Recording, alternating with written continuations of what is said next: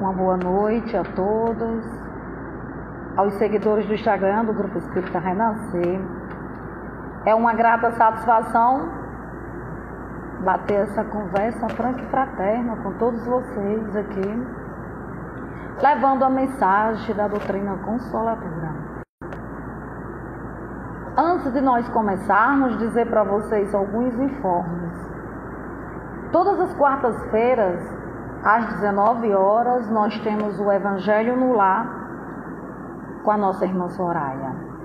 Todos os domingos, ao vivo, uma das palestrantes do Grupo Espírita Renascer vem com uma live sempre às 19 horas. Solicitar a todos vocês a curtir a nossa página no Instagram, se inscrever e ativar o sininho do nosso canal do YouTube. Esta live de hoje, como todas as outras, ela estará disponível no YouTube todas as terças. E o tema da nossa live de hoje é a importância do Evangelho no lar. Os benefícios do Evangelho. Nós contaremos com a presença do nosso amigo André Luiz Vilar, escritor, expositor espírita, participa do Amor e Caridade de Itapira, São Paulo. Já André Luiz estará aqui conosco. Boa noite, André. Boa noite, tudo bem? Oh, meu querido André, é uma grata satisfação estar com vocês, apresentar vocês para os nossos amigos espiritistas da região do Alto Oeste Potiguar, André. Agradeço. Seja bem-vindo. Já você dá as suas considerações aqui iniciais, só para eu te apresentar. André frequenta o Centro Espírita Perdão, Amor e Caridade de Itapira, em São Paulo. Exato. Ele e o pai dele têm um trabalho belíssimo lá. Ele vai falar depois desse trabalho que eles têm, levando o Consolador Prometido através da assistência e promoção social, André. Vi lá o trabalho de vocês, é belo, mas vou deixar que depois você fale desse trabalho belo que vocês têm lá. Mandar lembrança para seu pai, para sua mãe, para todo mundo do Centro Espírita Perdão, Amor e Caridade. Então, nós estamos aqui com o nosso amigo André e eu vou querer que ele dê a boa noite dele aqui, as boas-vindas, André. Seja bem-vindo, meu amado. Alma tão querida nossa, tá certo? Olha, boa noite, querida Alcídia. Cumprimento todos do Grupo Espírita Renascer, pelo carinho, pelas palavras, pelo envolvimento com que vocês carinhosamente me envolveram nesta transmissão, neste convite. É uma alegria muito grande podermos, por alguns minutos, estarmos juntos e com este grupo que frequenta o grupo de vocês, que participam. Que alegria, que Jesus se faça presente em nossa transmissão da noite de hoje. André, o nosso tema é essa conversa franca e fraterna, e eu expliquei para a nossa turma do Grupo Espírita que você e seu pai já têm uma experiência grande de fazer o Evangelho ao vivo pelo seu canal do YouTube, o A Caminho da Luz, Acompanho sempre as transmissões, tanto do seu pai como a sua, levando diariamente o Evangelho que você me falou, que há mais de 5 anos, 5 anos? Sim. Que vocês fazem isso. Daí nós tivemos essa ideia de você falar conosco aqui sobre a importância e os benefícios do Evangelho no lar. Você vai conversando conosco, interagindo, nós também vamos fazendo algumas perguntas e você vai nos falando dessa sua experiência maravilhosa de há 5 anos ao vivo, levar o Evangelho. E é o que nós vamos fazer hoje aqui. Começando, André, com aquela mensagem de Joana que eu acho que todo mundo que faz o Evangelho no Lar conhece, Aquela Jesus contigo. Vou só ler aqui um trechinho para você começar. Do livro, deixa eu ver aqui, do livro de Joana SOS Família, pela psicografia, de Divaldo. E ela diz assim, ó, dedica uma das 7 noites da semana ao culto do Evangelho no lar, a fim de que Jesus possa pernoitar em tua casa. Prepara a mesa, coloca a água pura, abre o Evangelho, estende a mensagem da fé, enlaça a família e ora. Jesus virá em visita. Aí é grande. Aí diz, quando lá converte em setuário, o crime se recolhe ao museu. Quando a família ora, Jesus se demora em casa. Quando os corações se unem nos linhames da fé, o equilíbrio oferta bênçãos de consolo e a saúde derrama vinho de paz para todos. Jesus no lar é vida para o lar. Aí a mensagem prossegue. Né, André? Então, eu queria que você começasse as suas considerações dizendo assim, a importância do Evangelho no lar. O Evangelho no lar, ele tem uma importância fundamental para nós, os espíritas. Gostaria apenas de contar, além da importância, onde que surgiu o Evangelho no lar, porque muitas pessoas não sabem, pensam, por exemplo, que o Evangelho no lar é uma proposta apenas do Espiritismo, de Allan Kardec, de Chico Xavier ou de algum espírita. E o Evangelho no lar, na verdade, foi criado pelo próprio Jesus. Numa psicografia, Neio Lúcio, através de Chico Xavier, nos fala da importância e da realização do Evangelho, em que Pedro, na aldeia de Cafarnaum, deveria reunir os seus familiares e os seus amigos para estudar as Escrituras Sagradas. E aquilo seria de fundamental importância para eles. Aquilo ajudaria muito no equilíbrio da casa, no equilíbrio dos familiares, convidando os espíritos a estarem naquele momento da reunião. Então, foi uma proposta do próprio Jesus. O Evangelho no lar não é uma prática apenas espírita, é uma prática cristã que, ao longo dos séculos, fomos deixando com que caísse no anonimato. E, felizmente, o Espiritismo está resgatando o Evangelho. O Evangelho, ele tem a importância de ser uma vitamina espiritual para todos nós. O Evangelho, ele surgiu, a sua transmissão, quando o nosso querido doutor Marco Antônio, que é o benfeitor espiritual do Centro Espírita Perdão, Amor e Caridade, em que tem o meu pai, Sérgio Vilar, como seu dirigente, ele perguntou da possibilidade de fazer o Evangelho. Até então, não havia transmissões ao vivo pelo Facebook e nem pelo Instagram. E nós não tínhamos o número mínimo no YouTube para que pudesse ser feito ao vivo pelo YouTube. E nós já fazíamos semanalmente aqui em casa. O Evangelho no Lar, que nós fazemos a transmissão, ele não é feito no Centro Espírita, ele é feito no lar mesmo, no nosso lar, em que nós abrimos a nossa casa para as pessoas que querem participar. E a equipe espiritual aqui está presente. E aí, passado algumas semanas que o nosso querido Dr. Marco Antônio fez esse pedido, o Facebook disponibilizou a opção de transmitir ao vivo. E aí nós começamos aproximadamente 5 anos atrás pelo Facebook. Aí depois veio o Instagram, mais recentemente. E o mais recente foi pelo YouTube. Quando começamos a pandemia, que os centros espíritas aqui no Brasil e fora do Brasil começaram a temporariamente fechar as suas portas, o doutor Marco Antônio pediu, já que nós tínhamos o equipamento, o Facebook, o YouTube, o computador, a internet, que nós pudéssemos fazer todos os dias. Então, há aproximadamente 75 dias, nós estamos fazendo diário. Por quê? Porque é uma importância muito grande. Tem muitas pessoas que mandam mensagem dizendo, olha, André, eu vivo sozinho. Se fosse para eu fazer sozinha ou sozinho, eu não faria, mas com vocês eu faço. Eu sei, André. Então, a pessoa se estimula também. Muitos falaram, olha, eu não sabia como fazer o Evangelho.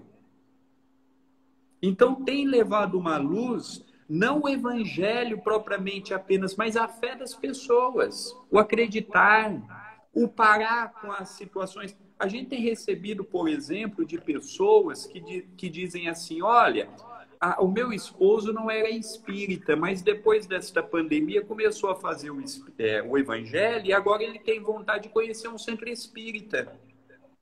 Olha, eu tenho pessoas católicas na família que fazem o evangelho conosco, se sentem bem porque fala de Jesus, lembra de Jesus, narra Jesus.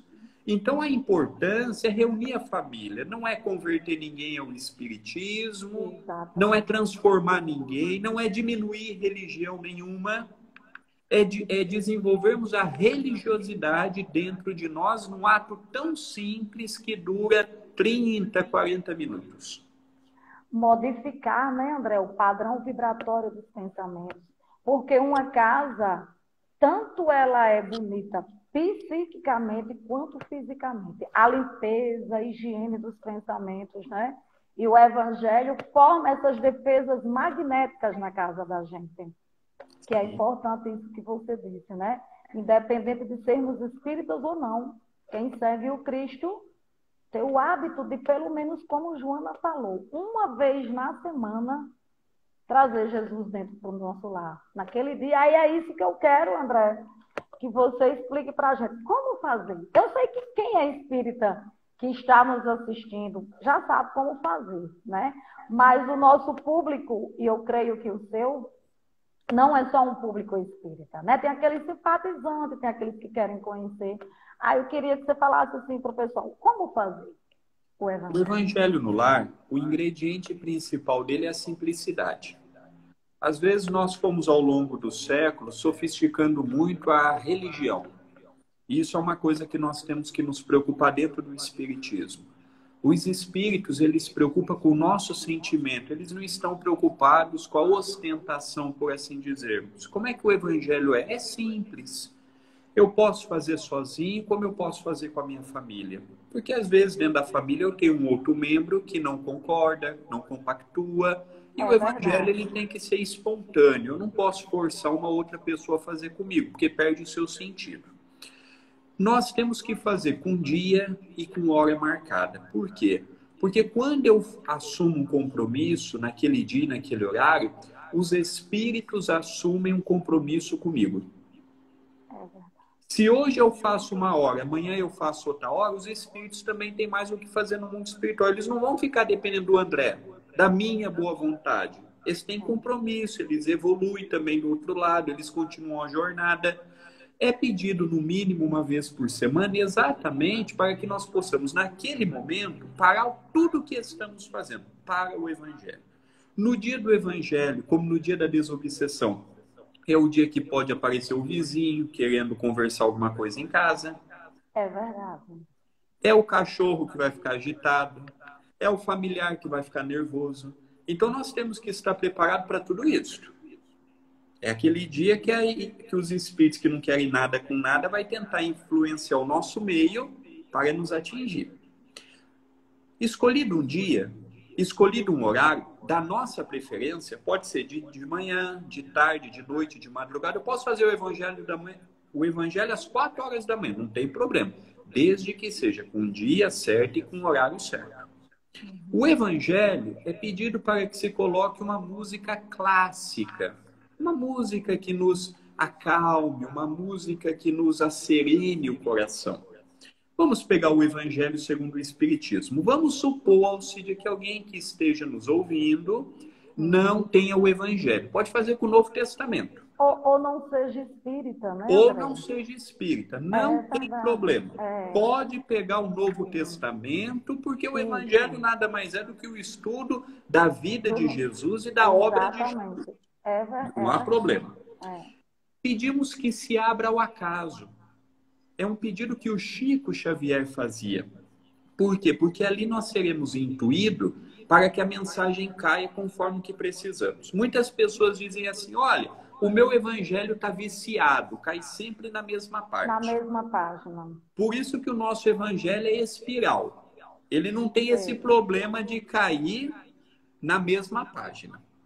Abrir o evangelho, se eu tiver mais alguém participando comigo, se eu tiver um livro, espírita ou não espírita, supondo que seja espírita, Fonte Viva, Vinha de Luz, Caminho, Verdade e Vida. Eu já ia te perguntar isso, né? Dizer para o pessoal quais as leituras recomendadas, mas você já está respondendo, né? Esses livros curtos. Isso. Igual, por exemplo, vocês têm aí também aquele que escrevemos, o Passos de Luz, mensagens pequenas. Isso. Agora, se a pessoa não for espírita, o Minutos de Sabedoria, por exemplo. Minutos de saber, aqueles gotas de esperança. Gotas, qualquer livro né? que a mensagem seja curta e espiritualizada. O livro, o autor, o importante é a mensagem. E ali nós vamos fazer uma prece de abertura, o agradecer, o louvar, o pedir, a nossa prece. Vamos fazer a primeira leitura, se mais alguém estiver participando conosco de um destes livros. É importante também nós incentivarmos as crianças a participar do Evangelho. Crianças que já estão alfabetizadas, eu vejo por mim, me ajudou muito, eu, a minha irmã, a desde pequena participar do Evangelho, a fazer uma prece. Porque às vezes a gente pensa que a criança não tem condições para fazer uma prece de abertura, de encerramento. Tem condições, sim. Põe amor naquilo que fazem. Então faz a prece, é colocado um copo de água para cada membro que participar. É importante que se coloque um por pessoa, porque às vezes a pessoa diz assim, olha, eu vou colocar uma vasilhinha para todo mundo. Não, coloque individual, porque o meu problema às vezes não é igual ao seu. Olha, André, uma coisa interessante a respeito da água para fluidificar o Evangelho, as pessoas que estão nos ouvindo podem até dizer assim, André e Alcídia são espíritas, talvez estejam pensando que todas as águas fluidificadas, mas olha, no meu lar, nós já tivemos experiências da água, de cada um ter um sabor totalmente diferente, André.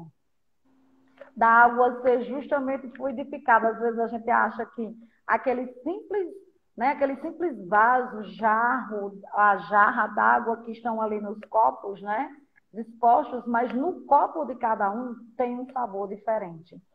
E eu já tive a oportunidade de comprovar isso num evangelho na minha casa, no meu lar, que o sabor do da minha irmã era menta, aquele gosto de menta, André. Incrível, né? A gente não tem, às vezes, essa visão, essa noção do quanto é importante a água nesse momento da fluidificação. Não tenha dúvida. Né? Da ambiência etérica do nosso lar, André. Às vezes muda a densidade, às vezes muda a cor, às vezes muda o cheiro, às vezes muda o gosto. Eu não sei se você teve a oportunidade, Alcídia, de conhecer o Chico quando estava entre nós. Não conheci, mas você teve essa grata... Isso é um privilégio, né, André? Um merecimento, aliás. Não, você teve, muita né, dívida. André? É muita Conte dívida. Aí. Conta para nós, né? No grupo espírita da prece, atrás da onde o Chico ficava, havia uma sala que ali se colocavam as garrafas com água para fluidificar e as pessoas, no final, passavam, pegavam e levavam embora. Era muito comum a água estar pastosa, leitosa. Todos viam. Não é uma coisa assim, eu vejo, eu percebo, eu noto. Não. O Chico era um médium extraordinário e os espíritos manipulavam aquela energia. Então, a água é, sim, um veículo primordial no Evangelho. E um copo para cada pessoa. Até recentemente, o meu pai estava durante os Evangelhos e estava explicando isso. Porque, às vezes, a pessoa pega uma garrafa, coloca uma garrafa de 1,5 litro, coloca para toda a família e depois vai distribuindo para cada um. Ali é colocado remédio genérico. Quando eu coloco um copo individual, é assistido o André. Cada pessoa que ali está, conforme as minhas necessidades. Então, a água individual é muito importante. André, pode colocar um exemplo, uma garrafa, já que vai fazer uma vez por semana. Uma garrafa um pouco maior para ficar para a semana toda? Pode, desde que seja para cada pessoa. Se vai ser num copo ou numa garrafinha um pouco maior, não tem problema, mas tem que ser para cada pessoa. Após a prece, a primeira leitura, se tiver mais alguém participando do Evangelho. Se a pessoa participar sozinha, pode abrir direto o Evangelho ou o Novo Testamento, ler uma página caída ao acaso, comentar aquela página em voz alta, não gritando, mas em voz alta, para que aqueles espíritos que estão participando conosco também interajam conosco, porque é colocado em muitos evangelhos no lar espíritos que estão do outro lado para receber o amparo e o esclarecimento. Isso às vezes a gente não nota um esclarecimento sobre isso, mas a espiritualidade utiliza esse pré-recurso também para levar o auxílio. E depois a prece final, depois da leitura e do comentário, a prece final de agradecimento por aquele dia. O Evangelho se convencionou no meio espírita a fazermos uma vez por semana. É importante fazer no mínimo uma vez por semana, mas o Evangelho ele é fundamental. Por quê? Porque a nossa vigilância ela não é constante. Tem dia que a gente está bem, tem dia que não está. É verdade, André. Só uma vez por semana. Só uma vez por semana é pouco, né? É pouco. Eu digo assim, tem dia que o nosso orar e vigiar e não está bem. Né? Então, o Evangelho diário permite esse energético, né? Exato. Mas olha, eu tenho que fazer o Evangelho com a cabeça no Evangelho. Porque não adianta também eu reunir a família, abrir o Evangelho e estar pensando na janta, no almoço, no dia de amanhã, no que eu vou fazer depois. Não. Eu tenho que pegar 20 minutos, 30 minutos, nós temos que compenetrar no que estamos fazendo. Esquecer do mundo. O mundo lá fora pode estar acabando. Estou ali focado no Evangelho. Porque senão eu não vou assimilar. Eu não vou reter o auxílio espiritual. E quando nós começamos com a transmissão ao vivo, nós perguntamos, e o Dr. Marco Antônio esclareceu. Porque, poxa, as pessoas estão nos assistindo, igual nesse momento. E às vezes a gente pergunta, espiritualmente, será que tem algum efeito? Ou tem apenas o efeito do esclarecimento, que também é importante? E aí a espiritualidade diz que conforme as pessoas vão se sintonizando na página, seja no Evangelho, nessa transmissão, no que for, os espíritos mentalmente se ligam à espiritualidade daquela casa.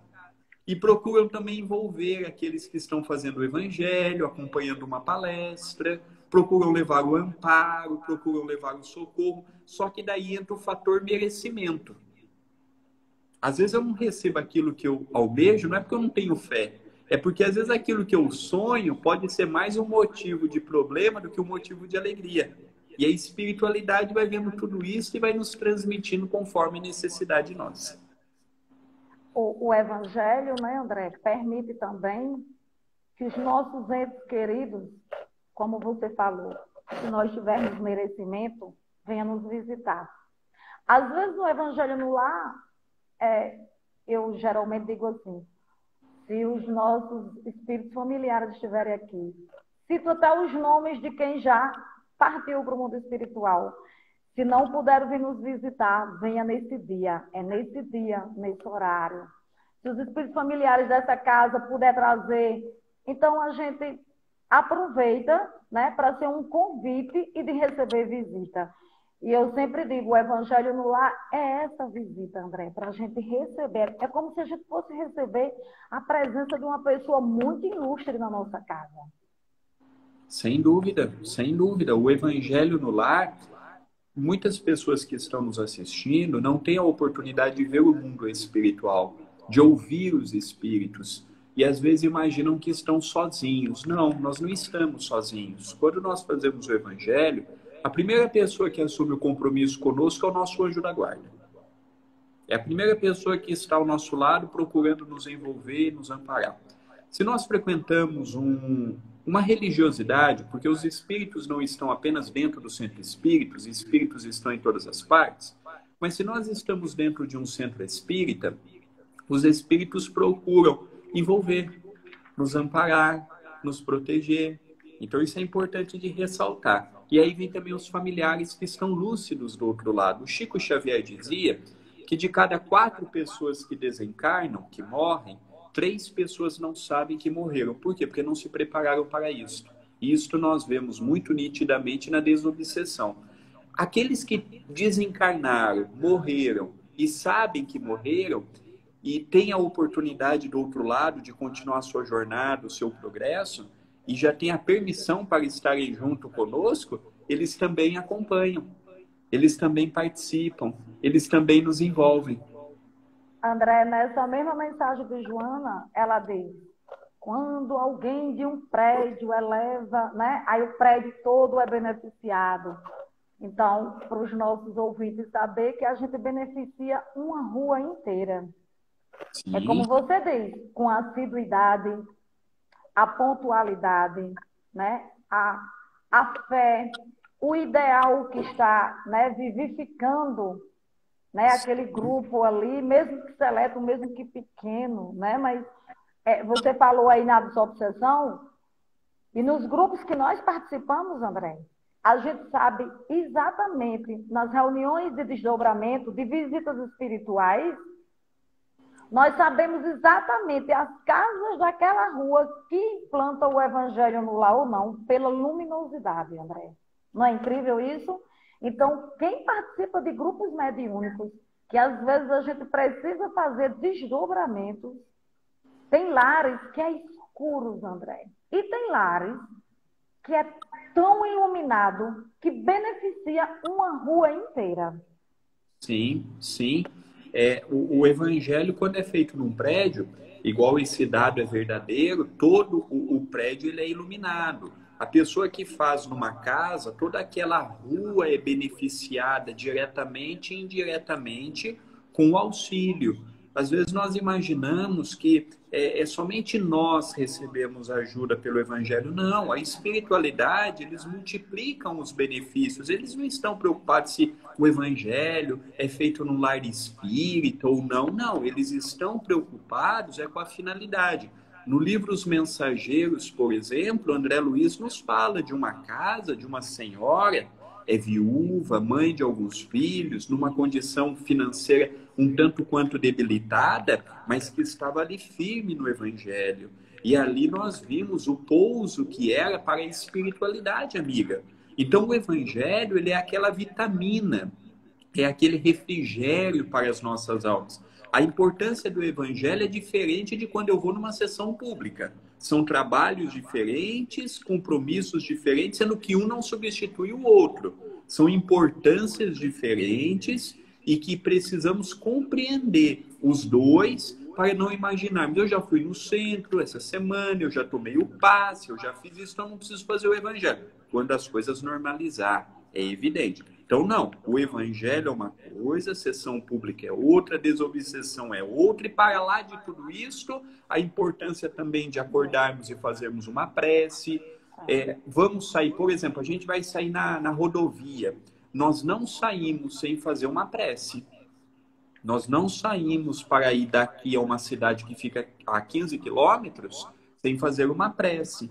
Por quê? Porque nós precisamos criar o hábito de ligarmos o nosso telefone com os espíritos amigos. Porque às vezes a gente fala assim, eu já sou protegido, eu sou dirigente, eu sou médium, eu sou passista, eu sou escritor, eu sou orador. Não, eu posso ser tudo isso. Se eu não ligar o meu telefone, eu não sei quem que vai atender do outro lado. Pode ser um obsessor.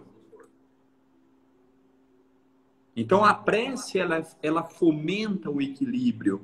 Mas a prece não é aquela que eu vou fazer por fazer. Acordei, eu tenho que fazer uma prece. Eu vou dormir, eu tenho que fazer uma prece. Não, que maravilha, é momento da prece. Eu paro, eu elevo, eu enobreço aquele momento.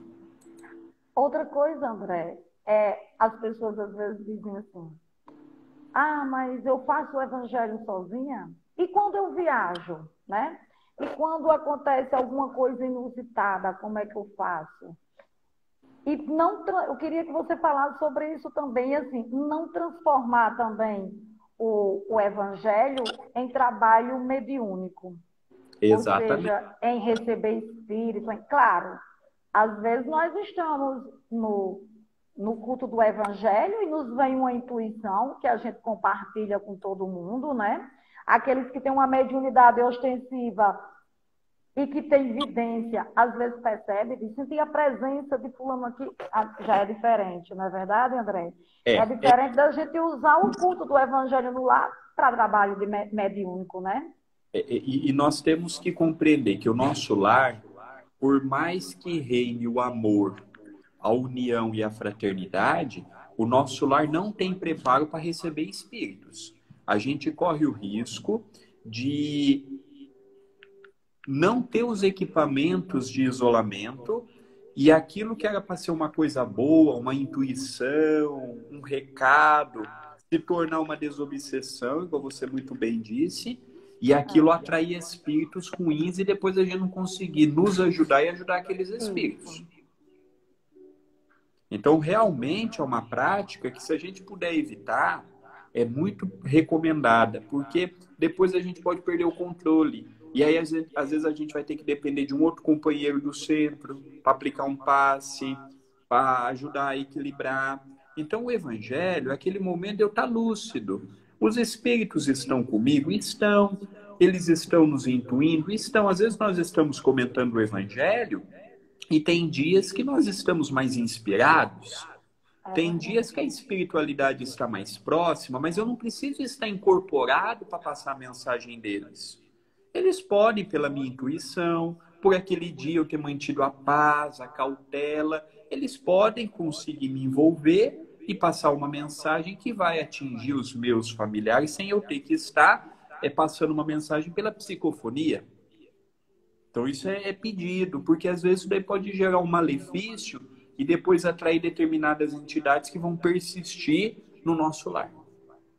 Outra coisa importante, André, é não aproveitar o evangelho no lar, né, para jogar certas coisas na cara dos nossos familiares. Ó, isso é para você, né? Você está vendo aí o que é que o evangelho está dizendo, né? Olha isso, eu não te falei isso. Então a gente tem que ter cuidado de no evangelho no lar a gente não julgar, né, as nossas ações cotidianas ou querer lavar a roupa suja de certas coisas do nosso lar utilizando o evangelho. É verdade. Que isso é importantíssimo, viu, André? Porque às vezes no evangelho no lar a pessoa pensa que aquela lição é para o outro e nunca para você. Como você disse, às vezes a gente abre aleatoriamente. Tem pessoas que seguem o evangelho do prefácio, eu conheço, né? Eu conheço amigos que começam do prefácio e vai até a coletânea de prece, tá certo? Mas é como você disse, às vezes vicia a página, mas a gente tem que ter cuidado, aqueles que gostam de fazer aleatoriamente. Mas eu queria que você me dissesse isso aí, André, conversasse com a gente a respeito disso. Não utilizar o evangelho para jogar certas verdades na cara dos nossos familiares. Na verdade, não é para isso o evangelho. Na verdade, não é apenas o evangelho. A oratória no centro espírita também não é para dar recado no púlpito.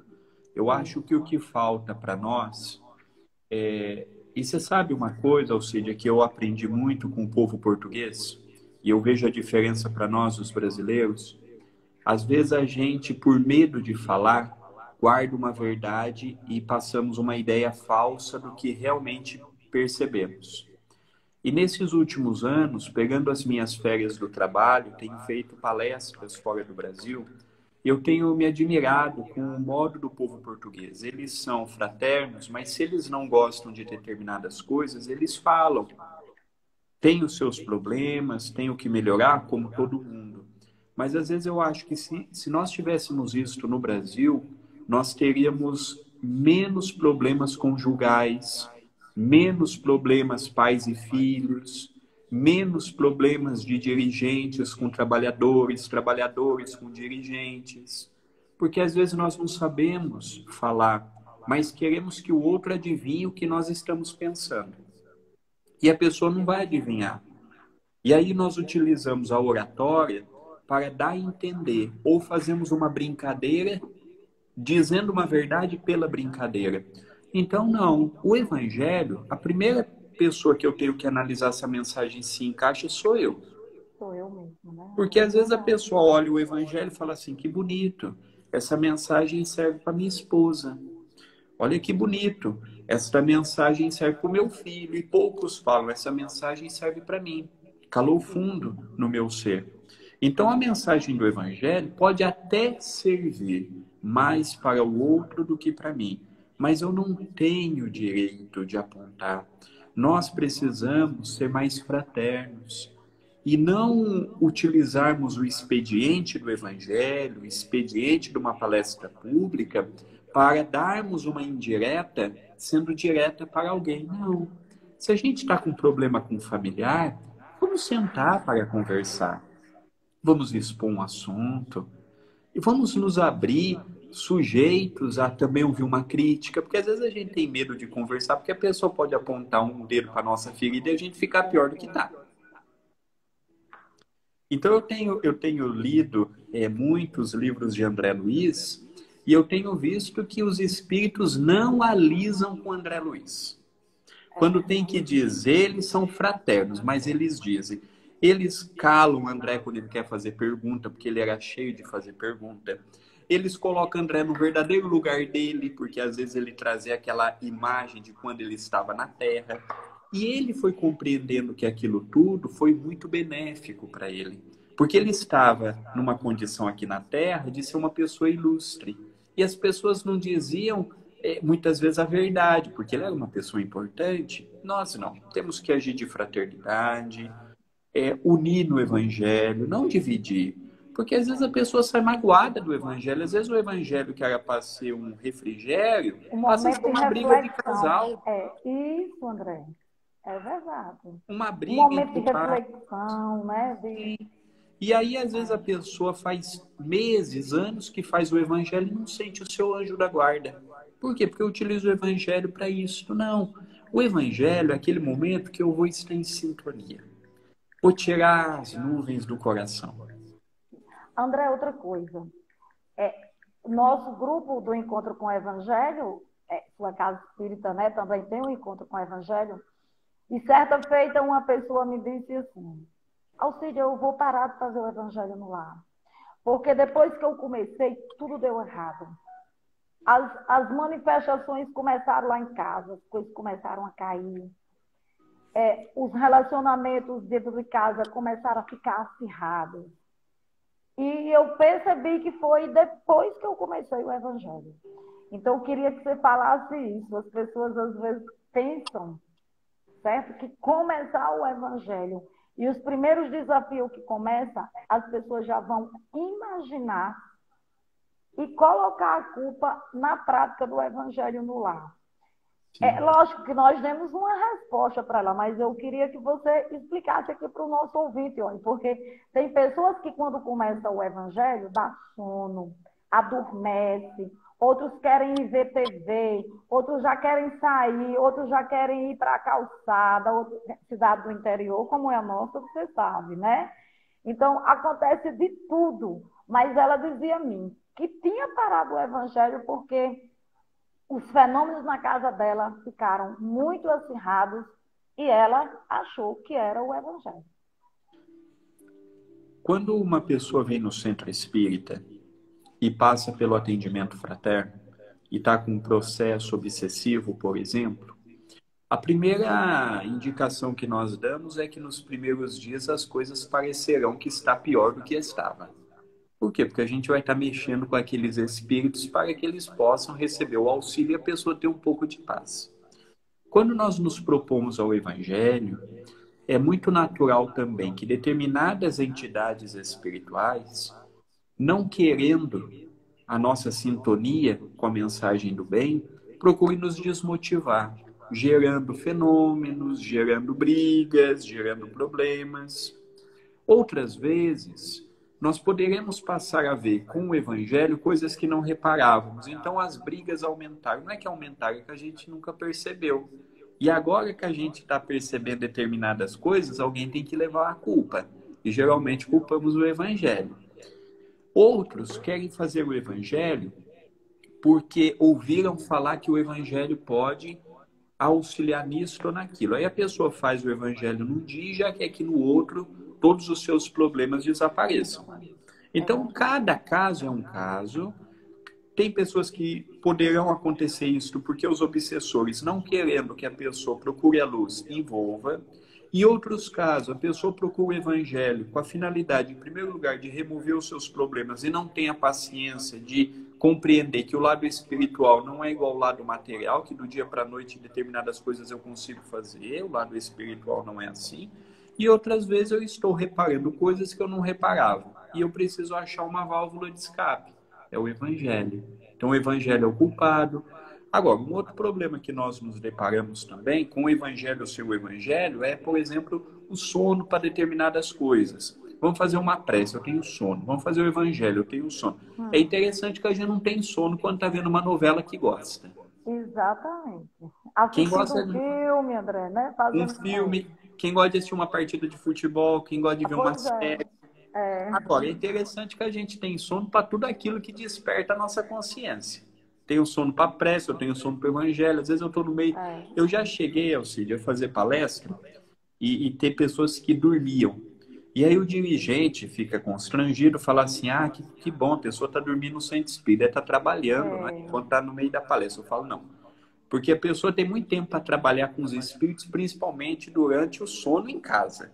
Agora, a pessoa que dorme no centro espírita ouvindo uma palestra, pode ter certeza que é um processo obsessivo, não é uma coisa boa, não. Porque aqui é momento para ela aprender, não é momento para dormir. Aqui não é hotel, aqui não é pousada, aqui não é a casa da pessoa, então a pessoa dorme, dá um jeito, morde a boca, fica de pé, toma água. A pessoa tem que arranjar um jeito. Mas o dormir durante o evangelho, dormir durante uma sessão pública, ou dormir durante uma prece, a gente não pode imaginar que seja normal. Ah, é normal. Não, não é normal. Não é normal porque em outras coisas a gente não dorme. Então mostra, será que o evangelho é importante? Se fosse, eu dormiria? Será que quando eu vou na casa espírita realmente é importante? Será que quando eu faço uma prece ao acordar, uma prece ao dormir, é importante? Se fosse, será que eu teria determinadas atitudes? E aí nós temos que colocar o que é importante para nós. E aí nós começamos a trabalhar com isso. André, tem algumas perguntas aí, eu estou vendo até aqui com a pessoa botou assim, eu gostaria de saber se nessa live não vão responder as perguntas. Claro, claro que nós vamos. Meu ajudante aqui, Aleph, já copiou algumas, André, e eu vou lhe perguntando e você vai respondendo. Uma pessoa perguntou... vai dar para responder essa pergunta, André, que ele está me dizendo aqui que o nosso tempo, eu ainda quero que você fale. Você já explicou tanta coisa maravilhosa aqui. Deixa eu só ver a pergunta aqui. A pessoa diz assim, André, olha, eu fiz um evangelho no lar e a pessoa que estava à frente, antes de beber água, disse que ninguém bebesse, pois a água estava contaminada. Aí não entendi como é a pergunta. Disse que não bebesse porque a água estava contaminada? Mas contaminada de quê? Eu só vou explicar uma coisa. Certa feita, André, nos encontros com o Evangelho, as pessoas trazem as suas garrafinhas, né, personalizadas com seu nome.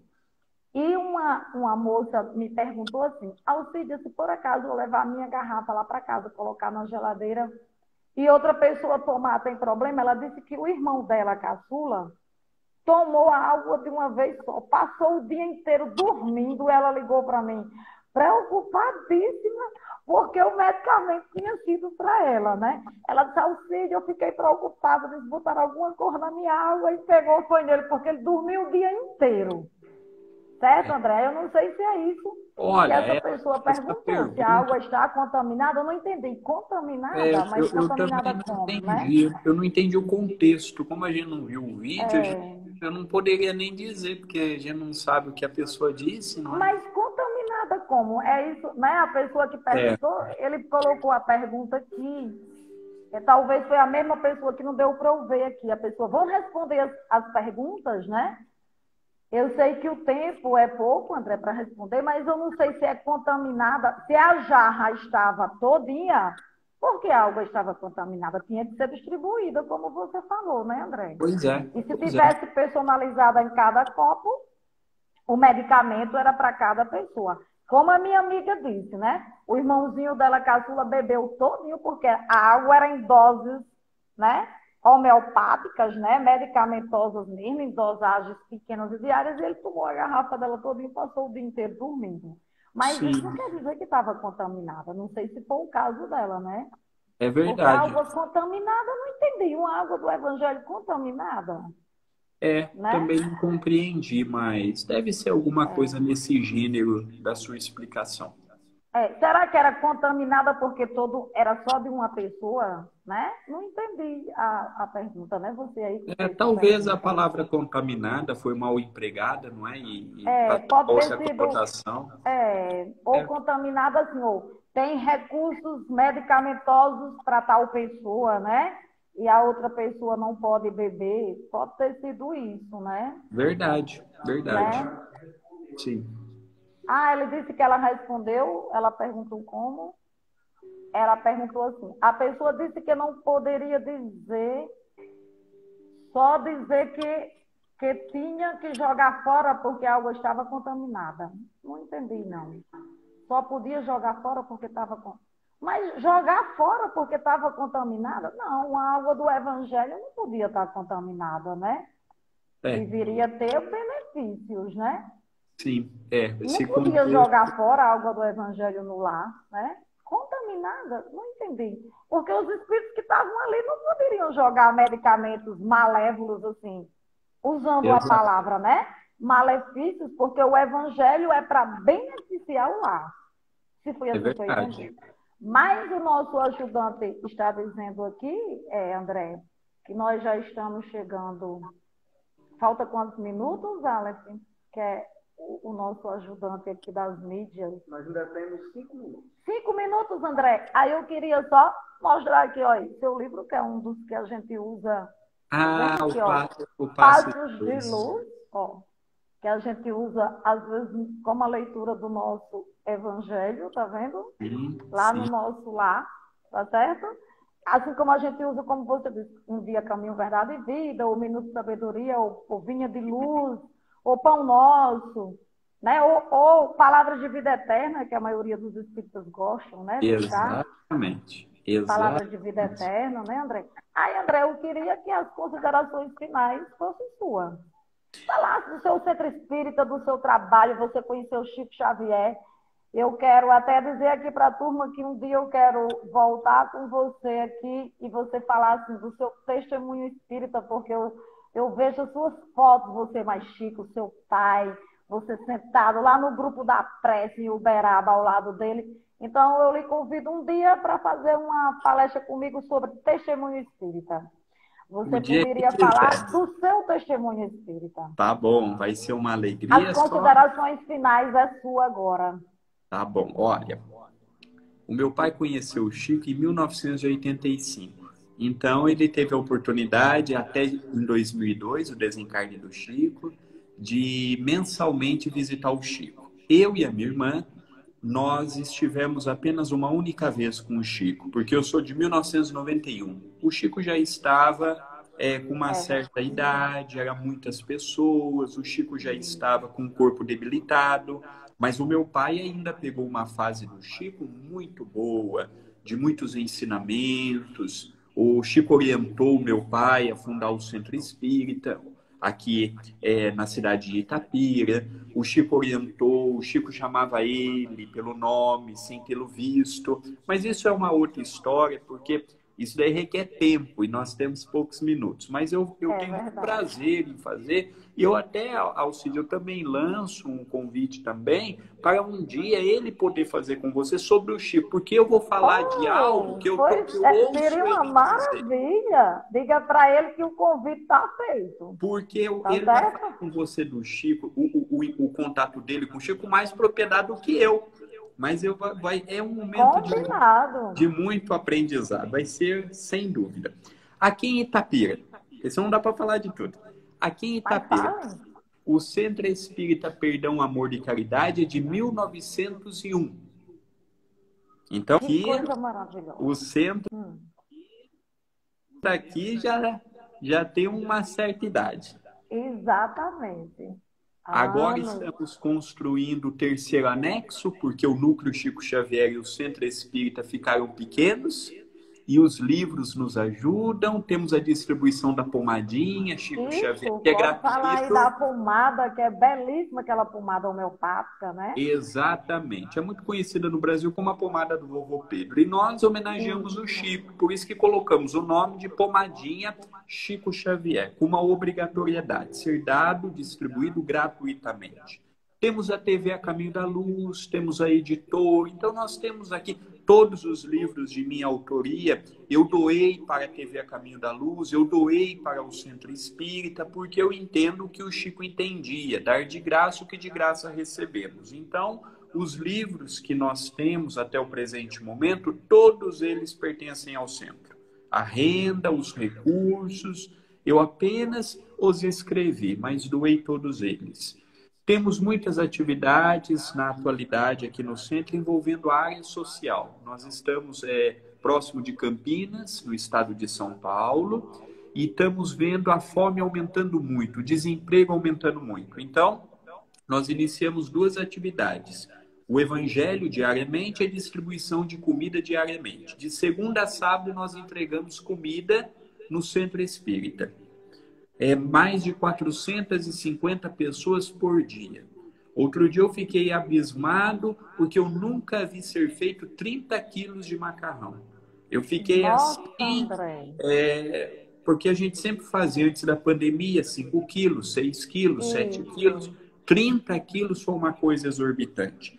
E nós estamos agora, eu não sei como é que é aí no Rio Grande do Norte, nunca tive a oportunidade, mas aqui nós estamos Mas já. você vai ter a oportunidade de vir, André. Para, A pandemia vai passar e você vai ser convidado por nossa casa. Você ia ser o convidado dos 30 anos da nossa casa, né? Lembra? Mas aí você vem para os 31, não tem problema. Combinado. E aqui já está começando o frio. Nós tivemos na semana passada 6, 7 graus. Então, é frio já para nós também. E estamos fazendo a campanha do cobertor, e estamos pedindo ajuda para as pessoas, adquirindo um livro na loja virtual, ajudando ao Centro Espírita, ajudando com o que podem, com alimento, com recursos, e tudo isso tem feito com que a atividade não pare. Não parou até hoje, mas estamos pedindo ajuda para as pessoas, porque o trabalho é bonito, mas precisamos nos unir. Porque dar 500 refeições por dia, eu não tinha ideia. Não é fácil, não é fácil mesmo. Não é. E no meio de tudo isso, realizamos essas atividades. E com amor, com carinho, com simplicidade e com imperfeição. Mas estamos firmes na lide do bem. André, nós estamos nos encaminhando para o nosso término. Dizer para vocês que essa nossa conversa franca e fraterna vai estar disponível, certo? No YouTube, no nosso canal do YouTube, André, vai estar disponível a partir de terça-feira. A nossa próxima live vai ser com a nossa irmã Soraya. Pedir a todo mundo para curtir a nossa página do Instagram. Agradecer a todo mundo, André, que esteve aí ao vivo, né, dando essa força para essa nossa conversa franca e fraterna, né? Que foi mais uma conversa, você viu, né? Nós dois não fizemos nenhuma palestra, né? Você esclareceu um bate-papo. Um bate-papo fraterno, né, André? E se inscreva no seu canal, o Caminho da Luz, que eu também fiz uma campanha para o seu canal. Muita gente se inscreveu, muitos assistem, viu? Você explicando os livros de André Luiz, né? Lá no seu canal do YouTube. A turma sempre bota para mim, estou aqui vendo o André no canal. E, André, foi muito bom, uma grata satisfação. O convite ao seu pai está feito. Quero um dia voltar, nós dois também, essa parceria, viu? Conhecer você, assim, foi maravilhoso. Ser um irmão mesmo, viu? De outras existências. Essa nossa amizade forte que a doutrina espírita só fez mais reforçar cada vez mais. E você vai ter a oportunidade de vir conhecer o Rio Grande do Norte. Muito obrigado. Era a nossa intenção, a nossa ideia, e a pandemia, né, nessa época turbulenta que a gente está, distanciamento, isolamento social, só adiou, tá certo, André? Então, meu querido, que Jesus te proteja, que o seu trabalho aí em Itapira dê bons frutos, que vocês consigam sempre boas parcerias. Dê um abraço para todo mundo do Centro Perdão, Amor e Caridade. Diga ao seu pai que nós vamos combinar isso, esse dia aí, para ele falar sobre Chico Xavier, que para nós vai ser uma honra. Agradecer a você, meu irmão de coração. Agradecer a todo mundo que esteve presente. E, André, se despeça aí para a gente Olha, encerrar nossa votos, live, que as últimas palavras agora vai ser sua. Se tá despeça aí, bom. vá. Votos de muita paz, de muita felicidade, uma semana em que Jesus esteja conosco, abençoando-nos e até qualquer dia destes com mais um bate-papo fraterno. Muito obrigado. Deus te abençoe, André, e a todos nós também.